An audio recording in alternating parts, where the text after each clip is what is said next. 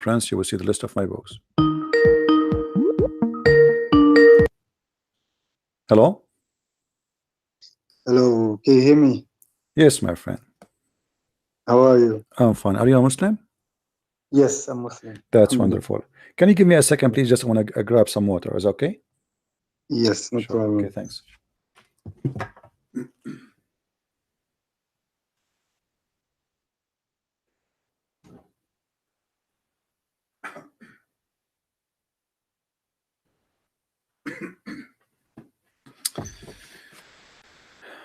All right, my friend, go ahead. What do you want to say to us? Yeah, you're looking for a Muslim just to debate. Yeah, sure. Actually, no, I don't want to debate. I'm scared to debate Muslims because they have a lot of knowledge. So, my friend, what do you want to tell me? What do you want to tell me about your religion so I can learn something good from you? Tell me something good about Islam, not something bad. Okay, that's a good start. That's a good start. All right. Because I followed you recently, and to be honest, you seem to me a little bit too aggressive, to be honest. But okay, you start on a good tone. You want me to tell me about my religion. Sure. You know, sometimes I understand in a debate you can be very heated, and you want to win arguments and everything. So it's better if you want to reach out to Muslims or other faith. It's better, you know, just to have a dialogue with them. No problem. Talk about your religion. Talk about your. My friend, let us not waste time. Go ahead. I'm listening. Okay, just I'm just calling in, and I'm just. What do you want to tell me? Something good about Islam? I asked you. Can you see? Oh, something good. Something good about Islam. Okay, something good about Islam. For example, what is good about Islam? Well, yeah, in our religion, it's very, you know, we have the zakat. You know, the zakat to give charity to the poor. So that's one of the 5 pillars of the Islam. So it's of course good. Also in your religion, in Christianity, it's also recommended to give money to the poor and to help the needy, to help your neighbors and everything. So that's one of the things that I can say to you. What is good about Islam? You know what I mean? So okay, let me ask you a question. Yes. If a woman, she is in the desert and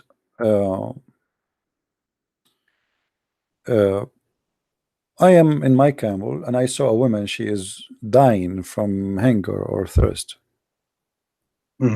And she met me in the desert. She said, please, because you spoke about charity, right? Yes. She said, please save me, I'm dying. And he said to her, I will not feed you unless you take off your panty. Is that a Muslim teaching? Is that what charity is about? No. That's not what a charity is about. Okay. Charity is, well, there is a story where a woman, a Muslim woman, she Yeah. was in the desert. Yes. And she met a man. She's Yeah. dying. And she said to him, you know, please give me some anything to eat. I'm dying. Okay. And the man, he said, well, why I want to give you the food to eat? He said, I'm dying. He said, well, if you take off your panty and you let me do it, I will give you. And the woman, she is dying. I mean, she have no choice. So she did what he want. Oh, that's horrible. If you are a person who is in charge, what you will do? Who's in charge? If you are a person, who is in charge, if you are the person who this happened in front of you, what do you think about the man who did such a thing? I will. What do you think about it? I will think about it. He's a disgusting human being. He needs to purify himself. And but this is not a charity, right? This is obviously not charity. Of course not. This is not charity. No, this is not the. This is not the wisdom of charity. But this is what Islam teaching. You see, when somebody says to me charity, we teach to do charity. Charity is a very flexible, you know, word. People, they can say whatever they want about it, but it cannot be charity if you are stealing the money from somebody else. Okay. Where is the money? Where is the money the Muslims they get to pay as a charity or zakat is coming from? It's coming from the people itself. No, it's coming from the money stolen from the people around them. As an example, how many attack your prophet he did during his lifetime, stealing money, attacking caravan? Taking caravan. Hmm. Taking caravan. Let me see. There were, how can I say that? Attacking caravans.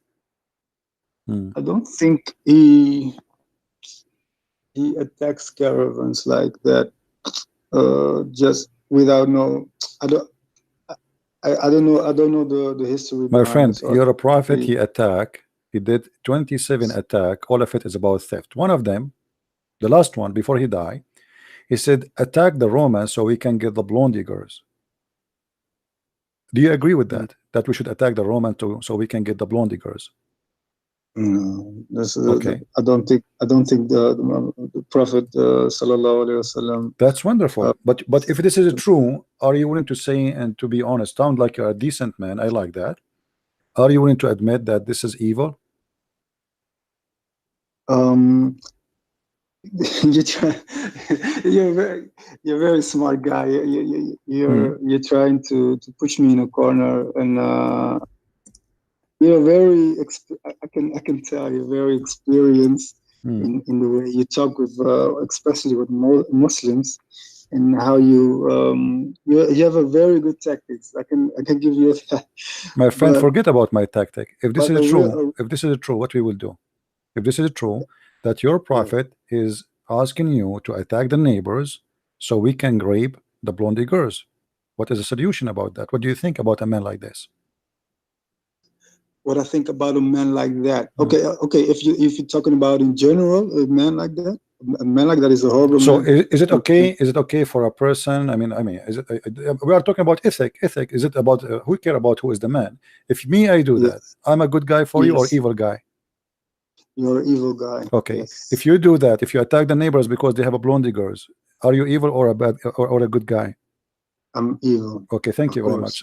You see, I don't really. You told me I get heated with Muslims. I get heated when they lie, and you are a decent man. I like that.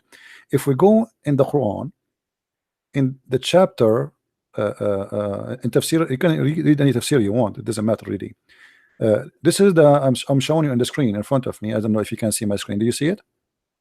Wait, let me check if I okay then. Wait, let me see. I can see a screen. No, wait, no. In chapter 9, verse number 49. Speaking about a man who said to Muhammad, don't tempt me. Chapter 9, verse number 49. Look at the screen. Look with me at the screen, because I like to show you the evidence. I don't like to say things, you know. How can I open the screen? Let me see. Are you watching YouTube? Yes, I'm watching YouTube also. Okay, look in YouTube, you will see it. Okay, look in YouTube. How can I open YouTube then? Okay, let me give you the link, my friend. Let me give you the link so you can open YouTube from your side. Yes.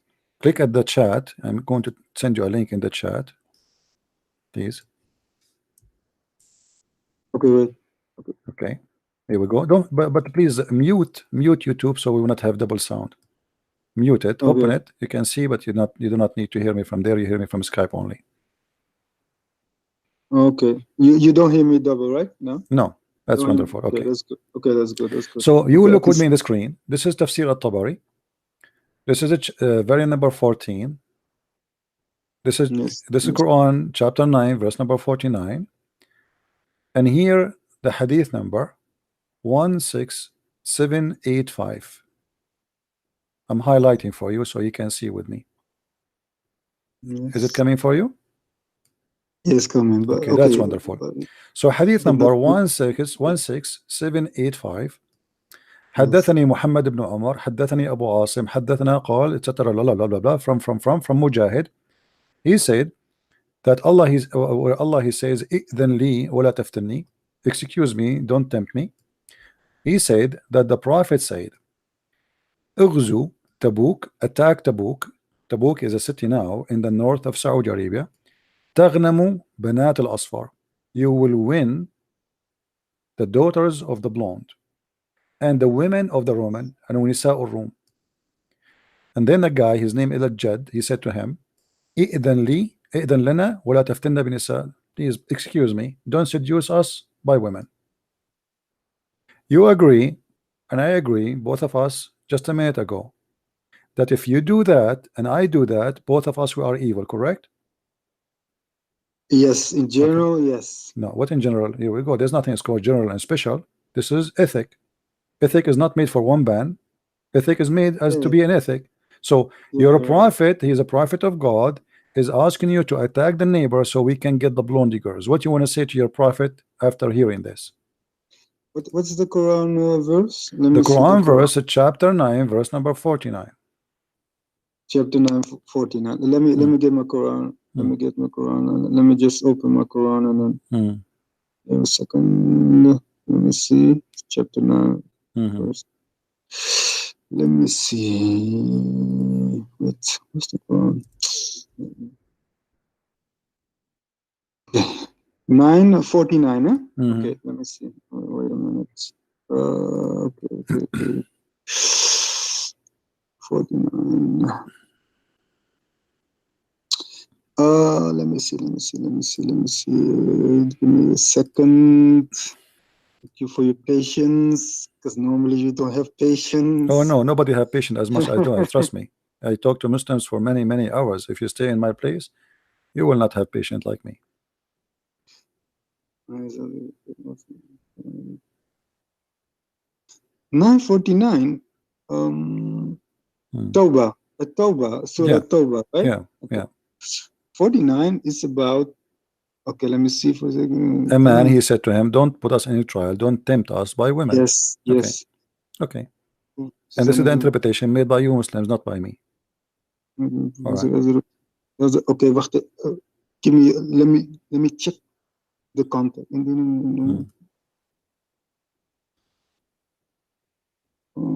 Wait a minute. Okay, it's about. Let me just. It's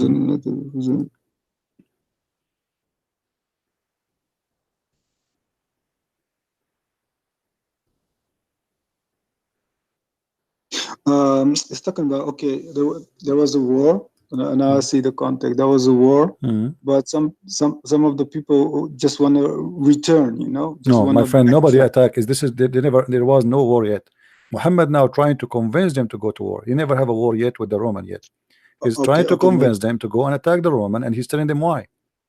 Attack and get the women, get the blondie girls. That's not here in the Quran. My friend, the interpretation, you see, I'm showing you your Islamic interpretation, not mine. I'm not the one who said that.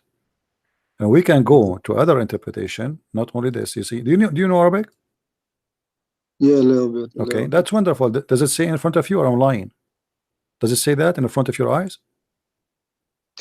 Look, the interpretation. Let me show you. There's a book. It's called. There's a book. There's a book. It's called the Book of Asbab al-Nuzul. You heard of it? Yeah, I heard of All right. it. Yes. We will go to the Book of Asbab al-Nuzul, chapter 9, verse number 49, and let us see. Yes. Asbab al-Nuzul mean the reason for the verses to come down. And this is a book made by you Muslims, not by me, so you cannot tell me I'm making things up. And it's in English, which is good. And by the way, I don't agree with any Muslim translation because, with my respect to you, they lie a lot when they translate. But we will use it because we have no choice. People don't understand Arabic, so we have to use a translation sometime. This is the book of Asbab al-Nuzul. It says, one of them who has says, grant me leave to stay home and tempt me not. So obviously Muhammad is trying to do what? Temptation. And you know the word temptation is evil. Do you agree? Tempt me not. That is Satan is the one who tempt, right? Yes. Okay. Satan. Tempt about what? Let us see. Read with me carefully. This is because when the Messenger of Allah, bless him and give him peace, was preparing for the battle of Tabuk. You see, there is the war. He is asking them to go on for war. He said to him, "O Abu Wahab, would you not have scores the Byzantine women and men as a companions and servants?" Do you see it? And then he said to him, "O Messenger of Allah, my people know I am not very fond of women, and if I see women of the Byzantine," by the way, it doesn't say that of the Byzantine, it says the blondie, the blondie, Banat al-Asfar, "I fear I will be hold back. So don't tempt me." But Muhammad is tempting me already. He says, "Attack them and get the blondie girls." Now it comes to my mind. I know what this verse is talking about. Already, because I'm a student of the Quran. Now it's coming, rings a bell to me. Okay, there was one of the fighters in the team of Muhammad sallallahu alaihi wasallam, the Prophet, and he was, how can I say it? He was a hypocrite.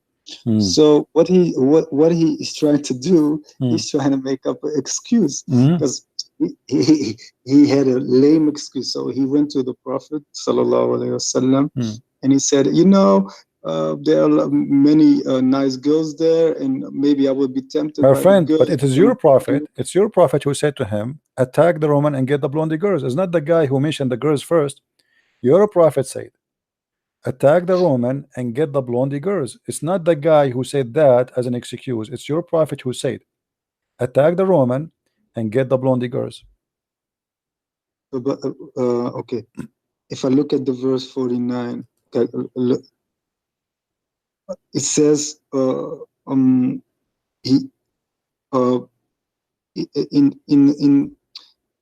the Prophet Muhammad didn't say that.